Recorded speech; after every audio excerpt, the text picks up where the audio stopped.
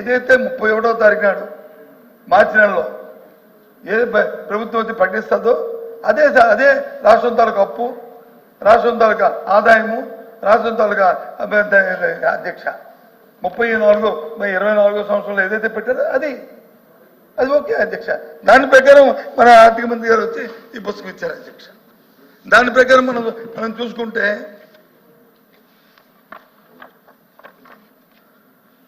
ఆయన చూపెట్టిన అప్పులు వచ్చి 6,46,000 కోట్ల 531 చూపెట్టారు అధ్యక్ష. ఏది ఇది 6,40,000 ఇంక్లూడింగ్ ఏదైతే కార్పొరేషన్ గవర్నమెంట్ గ్యారంటీ ఇచ్చిందో కార్పొరేషన్ ఇచ్చా కార్పొరేషన్ అప్పుతో కలిపి చూపెట్టారు అధ్యక్ష.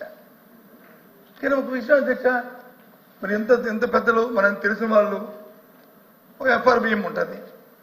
FRBMకి దాటి అధికంగా అప్పులు చేయ అవకాశం ఏ రాష్ట్రానికి ఉంది అధ్యక్ష? మన భారత రాజ్యాంగంలో ఏ రాష్ట్రం అయితే ఎలా చేస్తుంది అధ్యక్ష? చేతి కదా అధ్యక్ష, మనకు తెలుసు కదా అధ్యక్ష.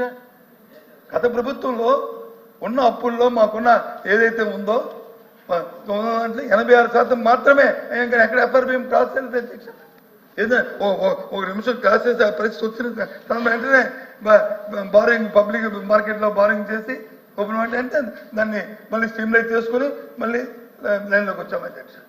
అది వాస్తవం. అది అంతేగాని ప్రభుత్వం మీద వచ్చి మనం బురద చల్లాలి అది చేయాలి అనేది కాదు కదా అధ్యక్ష.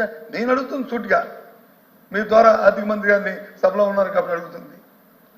మీరు సూపర్ సిక్స్ ఇచ్చారు, సూపర్ సిక్స్ సంబంధించి కేటాయింపుల్ని ఈ బడ్జెట్లో ఎక్కడెక్కడ పెట్టారు? మీరు ఇచ్చిన ఆరు అంశాలని దయచేసి క్లియర్గా ఒక్కొక్కటిగా చెప్పండి. ఏ పేజీలో చూసుకుంటాం. ఇప్పుడు చూసుకోకపోతే నేను రోజు ఒక డిస్కషన్ జరిగింది అధ్యక్ష. మంత్రి గారు దయచేసి సభలో ఉండడం చాలా సంతోషం అధ్యక్ష. పౌర సరఫరాల మంత్రి గారు 1,54,00,000 వారి నోటితోనే వారు ప్రకటించారు అధ్యక్ష. 1,54,00,000 మరి సిలిండర్కి ఎంత సబ్సిడీ అనేది కూడా వారి నోటితో చెప్పారు అధ్యక్ష. 840,000 రూపాయలు ఎంతో అని చెప్పారు అధ్యక్ష. దాని ప్రకారం 1,54,00,000 రూపాయలకి అయితే 800 రూపాయలు అయితే ఎంత డబ్బు కావాలి అధ్యక్ష? చెప్పండి అధ్యక్ష. 3 సిలిండర్కి అయితే ఎంత కావాలి? కానీ మరి సభలోనే చెప్పారు సంవత్సరానికి 3 సిలిండర్లు, 4 నెలలకి 1 సిలిండర్ చెప్పారు. ఓకే ఫైన్, కాదనలేదు ఫైన్. ఒక సిలిండర్కి 1,54,00,000లో ఒక సిలిండర్కి అయితే ఎంత అవుతుంది చెప్పండి అధ్యక్ష? 1,200 కోట్ల దగ్గర కావాలి ఒక సిలిండర్కి అయితే. కానీ ప్రభుత్వం చెన్నాలైంది మే నెల నుంచి డిసెంబర్ వరకు, అంటే వచ్చి ఏప్రిల్ వరకు, అంటే సుమారు 10 నెలల కాలం మాట్లాడండి సార్.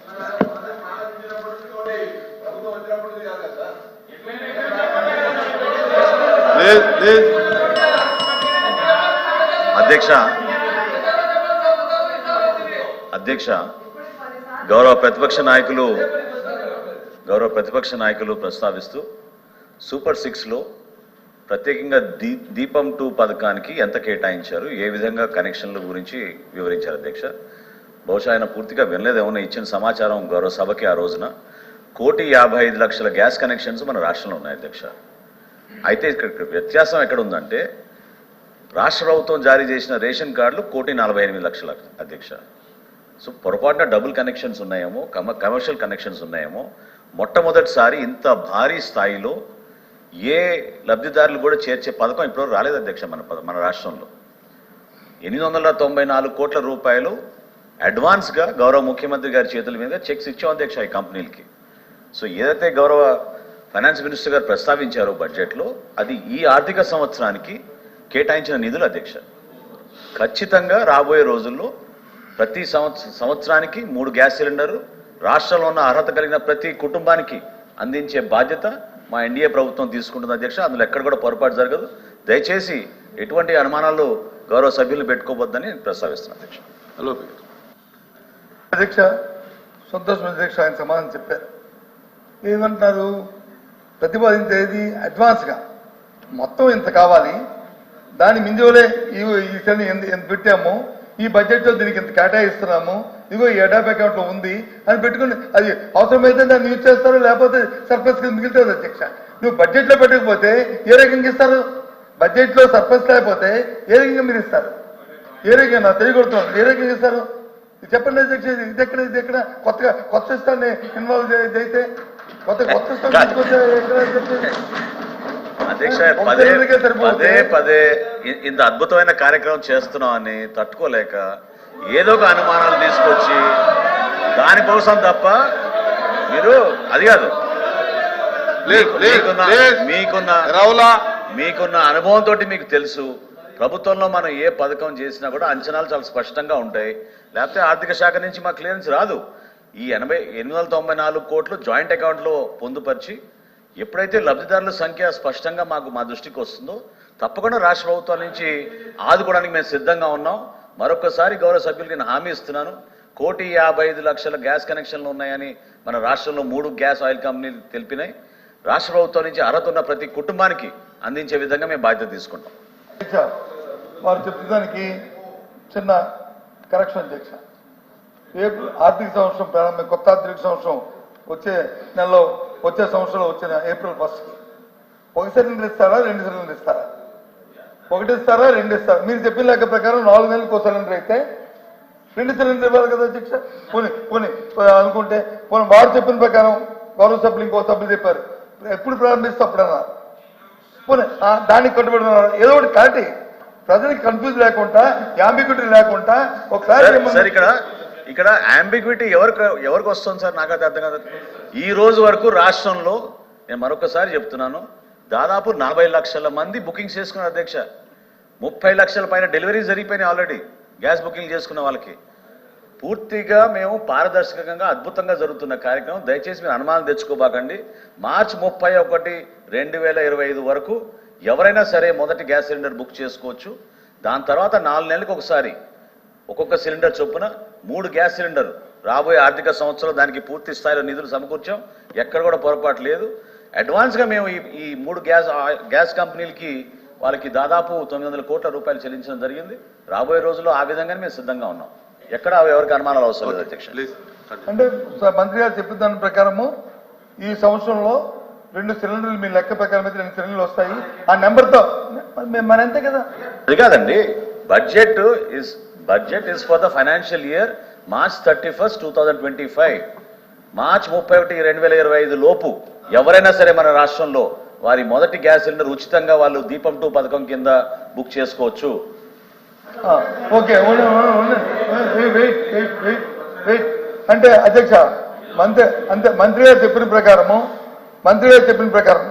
ఇది నా కవిత్వం కాదు, నా తాలూకా అభిప్రాయం కాదు అధ్యక్ష.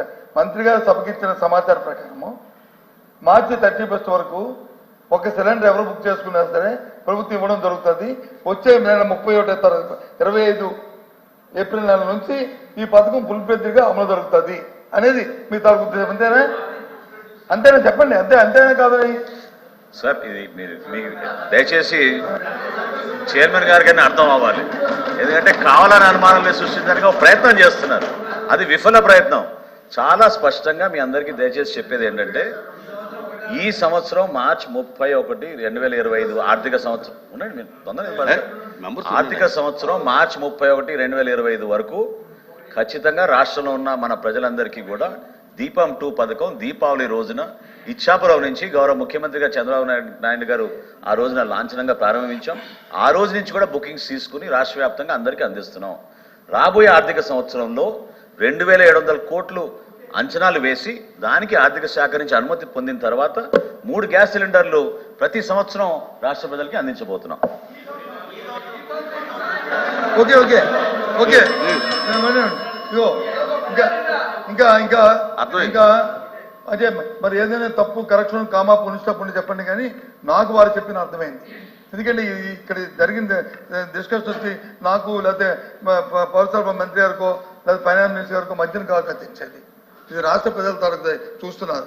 నాకు రెండో సిలిండర్ వస్తుంది రాదు, ఒక సిలిండర్ కానీ అయిపోయి 4 నెలలు అయిపోయిన తర్వాత మరి ఇంక మళ్ళీ ఆర్థిక సంవత్సరం మారితే కానీ రెండో సిలిండర్ రాదనే విషయాన్ని వాళ్ళు క్లారికల్గా చెప్పారు. ఆ విషయాన్ని అది నేను మళ్ళీ ఒకసారి మళ్ళీ చెప్తున్నాను అధ్యక్ష. అంతే కదా అధ్యక్ష? మరి వాళ్ళు చెప్పిన దాని ప్రకారం ఒకటే అని చెప్పారు. ఓకే ఫైన్, మాకేమి కాంట్రవర్సీ లేదు.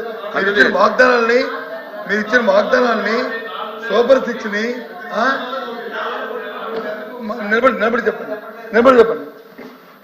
చెప్పండి సార్. ఒకటే ఒకటి క్లారిటీ, మా మంత్రి గారు చెప్పిన దాంట్లో మీరు ఒకటి మిస్ అయ్యారు. ప్రతి 4 నెలలకి ఒక సిలిండర్ అనేటువంటిది ఓవరాల్ పిక్చర్ లో 3 గ్యాస్ సిలిండర్లోని. అది కూడా కారణం ఏంటంటే యావరేజ్ కన్జంప్షన్ ని తీసుకున్నప్పుడు పేద మధ్య తరగతి వాళ్ళు 2.5 నెలల నుంచి 3 నెలల్లో ఒక సిలిండర్ కన్జ్యూమ్ చేస్తున్నారు అన్న దాని ప్రాతిపదికగా ఆ నిర్ణయం తీసుకోవడం జరిగింది.